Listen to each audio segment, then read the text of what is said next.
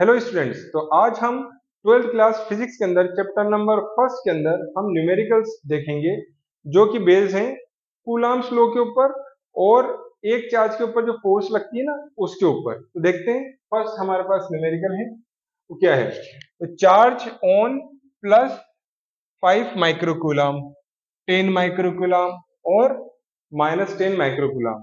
तो ये चार्जेस दे रखे हैं, वैल्यूज दे रखी हैं। Are placed in air, air के अंदर है corners a b c of equilateral triangle. तो आपके पास एक ट्राइंगल है, ये समझ में आता है।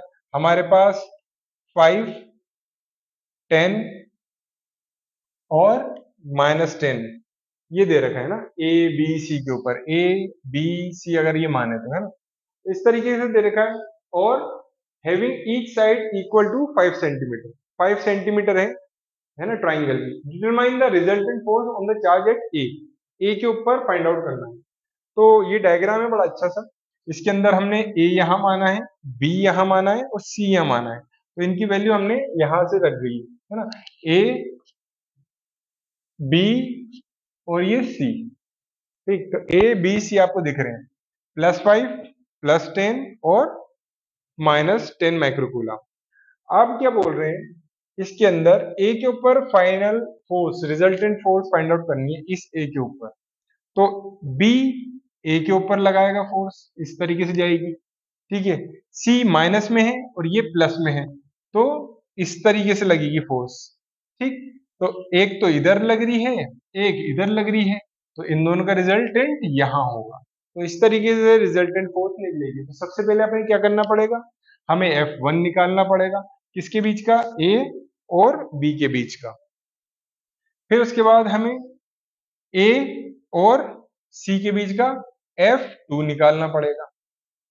ठीक है, आसान सी बात है। लेंथ आपके पास है ही, इन दोनों के बीच की लेंथ आपके पास है, इन दोनों के बीच की आपके पास लेंथ है, ए और सी की भी लेंथ है। एक और चीज ये है कि जब ये इधर खींच रहा होगा और ये इधर धक्का दे रहा होगा, तो इन दोनों के बीच का एंगल 120 बन रहा होगा। ये आपको आई थिंक पता है, ठीक है ना।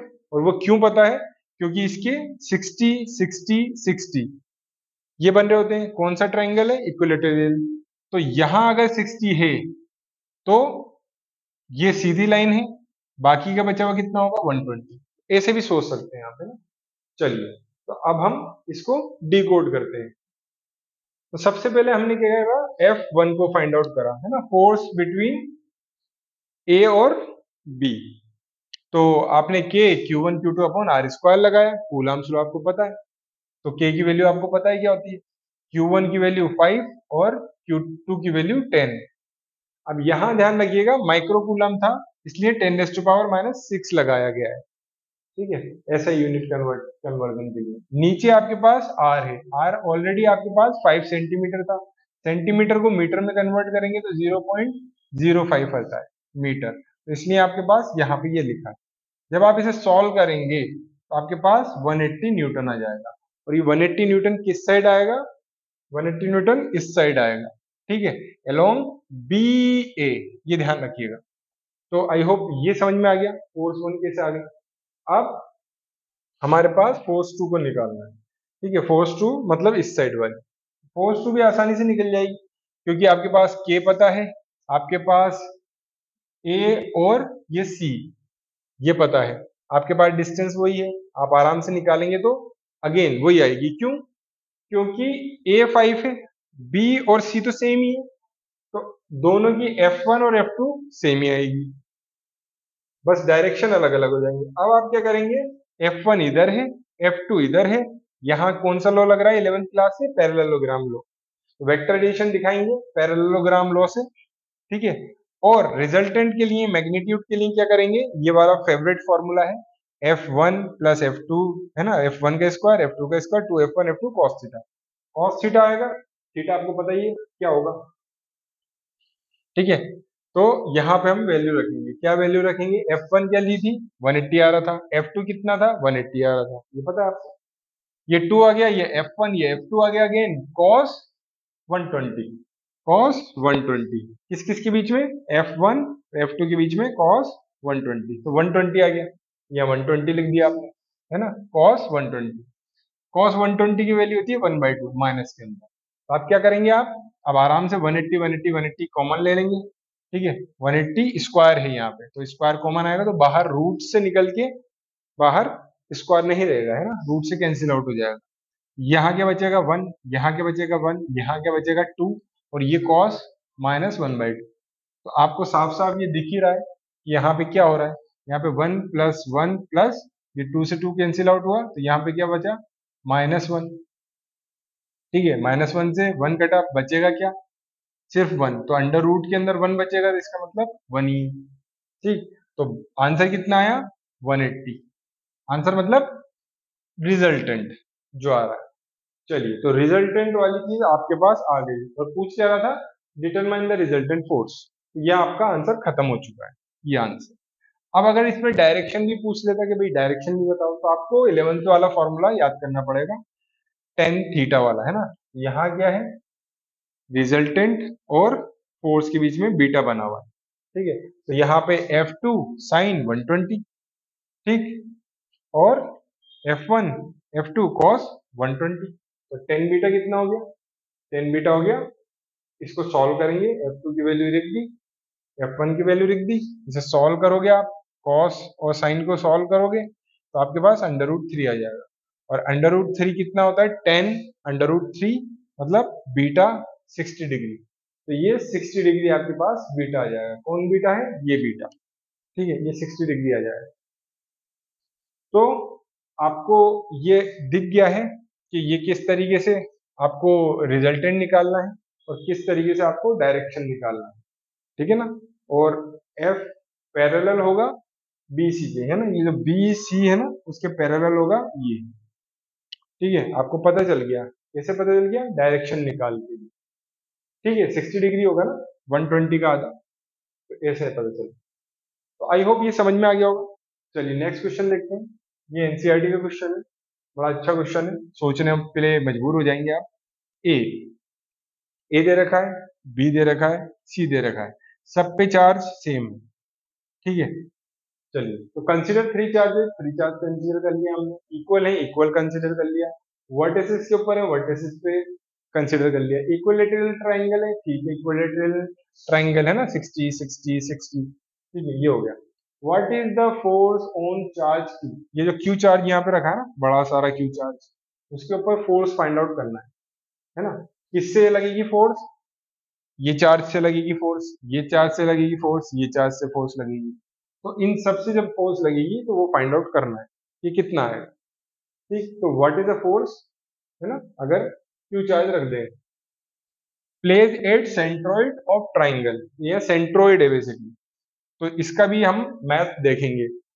यहाँ एल है, इसकी डिस्टेंस इसकी डिस्टेंस इसकी डिस्टेंस, ये भी एक देखने वाली बात है।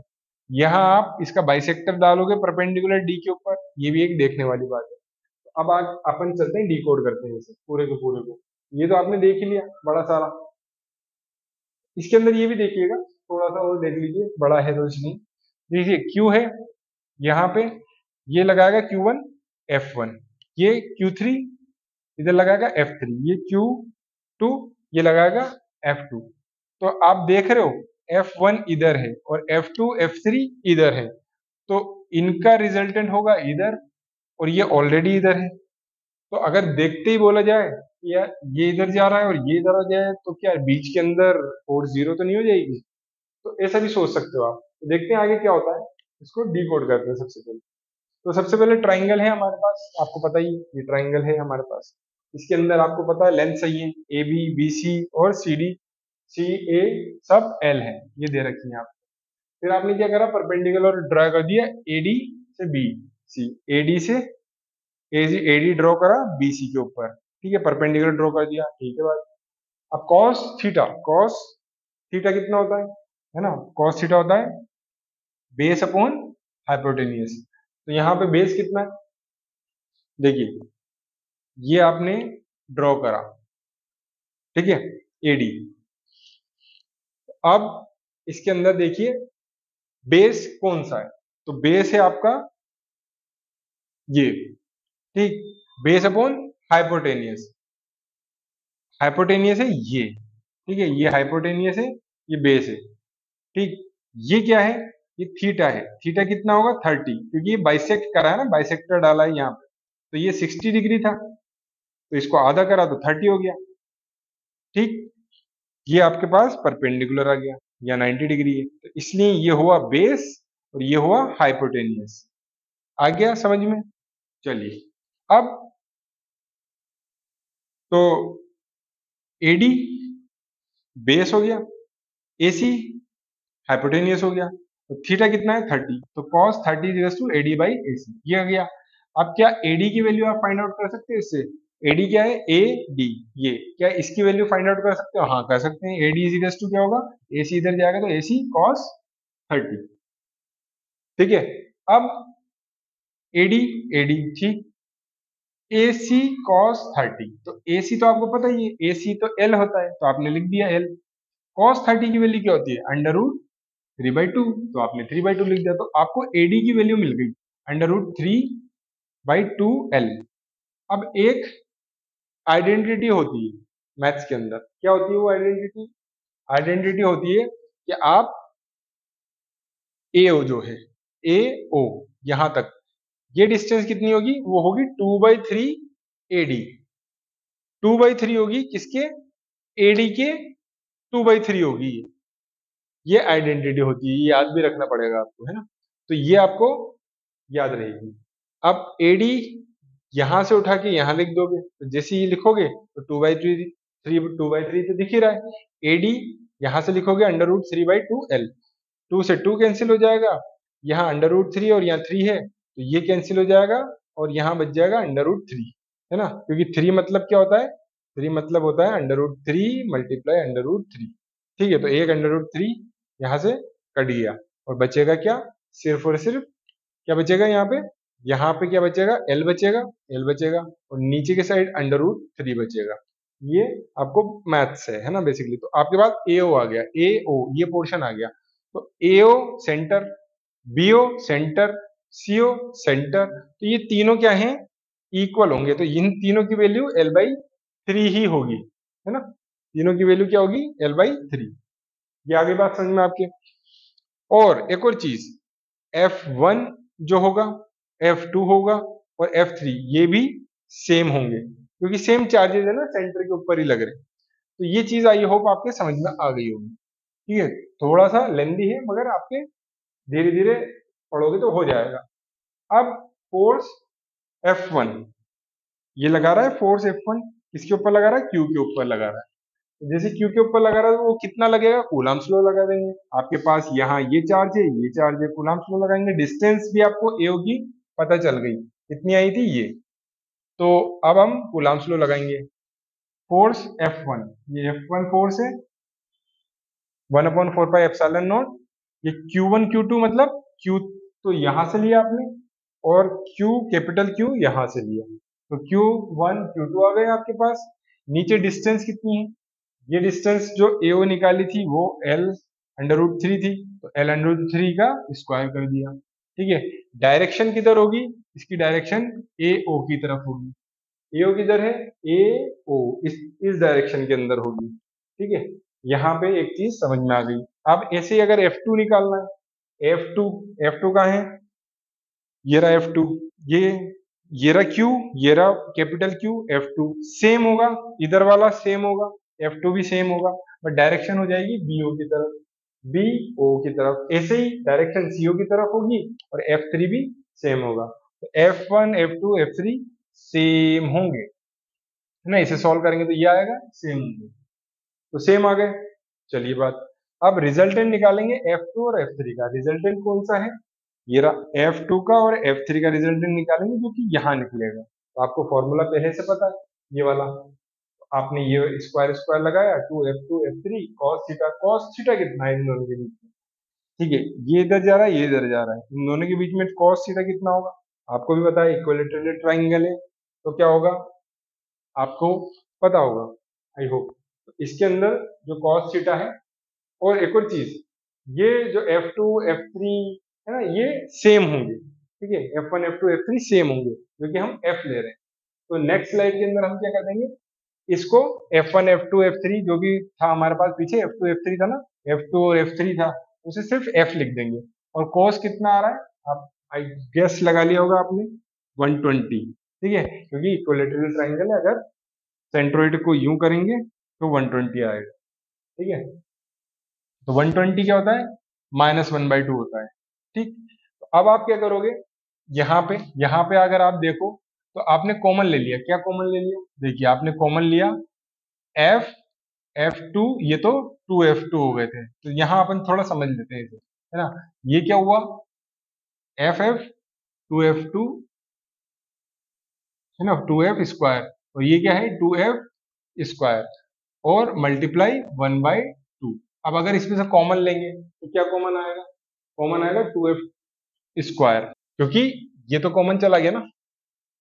तो आपके पास 1 - 1/2 ये आ गया, समझ में आई ना। यहां से आपके कॉमन ये आ गया, तो यहाँ पे क्या बचेगा, इस पोर्शन के अंदर 1, और यहाँ पे क्या बचेगा, यहाँ पे 2F स्क्वायर बाहर निकला है, तो ये तो गायब हो ही गया। यहाँ पे -1/2। ठीक है ना, तो अब इसका आप एलसीएम लेंगे। ठीक है, तो यहाँ पे क्या बचेगा, यहाँ पे आ जाएगा 1/2। ठीक, अब यहाँ पे 1/2 आ गया, बाहर क्या है F2, F2 बाहर निकल जाएगा, F आ जाएगा, बचा हुआ क्या है 2, और यहाँ पे क्या बचा हुआ है 1/2। तो 2 और 1/2 फाइट करेंगे तो क्या बचेगा 1, √1 आ जाएगा यहाँ पे, √1 और F बाहर, तो ये तो कुछ होता ही नहीं है ना, 1 हो जाएगा ये तो F वो होगा, तो F डैश जो वैल्यू आई वो F आ गई। ठीक है ना, अब F डैश जो वैल्यू आई वो F आ गई, और ये किधर की साइड आई F डैश, इस बार F जो डैश आया वो इज टू F आया, वो इस साइड आ गया, किस साइड, ओ ए के साइड। ठीक है, ओ ए, या फिर कहें -AO के साइड आ गया, -AO। अब फ्रॉम 1 और 2, है ना, पुराना लिया आपने F1 की वैल्यू, ठीक है, और अभी F की वैल्यू, तो F की वैल्यू नेगेटिव में आएगी, क्योंकि ऊपर वाला इस डायरेक्शन में था, और आपका जो रिजल्टेंट आया F डैश या फिर कहें F, तो वो इस डायरेक्शन में है, तो सेम है, अपोजिट डायरेक्शन के अंदर है, तो माइनस, तो ये इस साइड आएगा, जब जब ये इस साइड आएगा तो F1 + F क्या हो जाएगा 0, तो फिर क्या रही फोर्स टोटल, यहाँ पे 0 रही। इस तरीके से ये पूरा का पूरा न्यूमेरिकल होगा। तो इसके बाद अगर आप देखना चाहें दूसरा न्यूमेरिकल तो कैसा है, तो ये भी एनसीईआरटी का क्वेश्चन है। ये क्या बोलता है, consider the charge Q, Q and -Q। तो आपने यहाँ क्या करा है, -Q यहाँ रखा है। ठीक है, तो अभी आपने क्या करा है, हम्म, आपने करा है -2 यहाँ रखा है। ठीक है, -2 यहाँ रखा है ना, यहाँ पे प्लस, फिर यहाँ +Q। अभी आपको ये डायग्राम दे रखा है, तो यहाँ पे क्या शो हो रहा है आपको, कि यहाँ पे एक फोर्स यूं लग रही है। ठीक है, क्यों लग रही है ये, क्योंकि यहाँ -Q है और यहाँ +Q है, तो एक फोर्स यूं लग रही है। फिर इसके ऊपर एक और फोर्स लग रही है इस साइड, किसकी वजह से लग रही है, इसकी वजह से, तो ये पॉजिटिव पॉजिटिव रिपल्शन आ रहा है। तो ये दो, एक तो इधर और एक इधर, ऐसा ही इसके साथ भी हो रहा है। इधर कौन लगा रहा है, ये माइनस इधर लग रही है, और प्लस यहाँ से कौन धक्का दे रहा है, यहाँ से ये धक्का दे रहा है, यहाँ से ये खींच रहा है, ये धक्का दे रहा है। तो रिजल्टेंट आपको दिख रहा है ना, ये F1 इधर आ रहा है, F2 इधर आ रहा है, इनका रिजल्टेंट इधर आ रहा है। और यहाँ पे क्या हो रहा है, इस चार्ज में माइनस है, तो ये इस साइड खींच रहा है, ये फोर्स इस साइड खींच रहा है, कौन खींच रहा है, ये दोनों। ठीक है, और इसका रिजल्टेंट यहाँ आ रहा है। तो ये पूरी कहानी है। तो आप सबसे पहले क्या काम करेंगे, सबसे पहले आप क्या करेंगे, तो forces attraction repulsion between different pair charges shown here.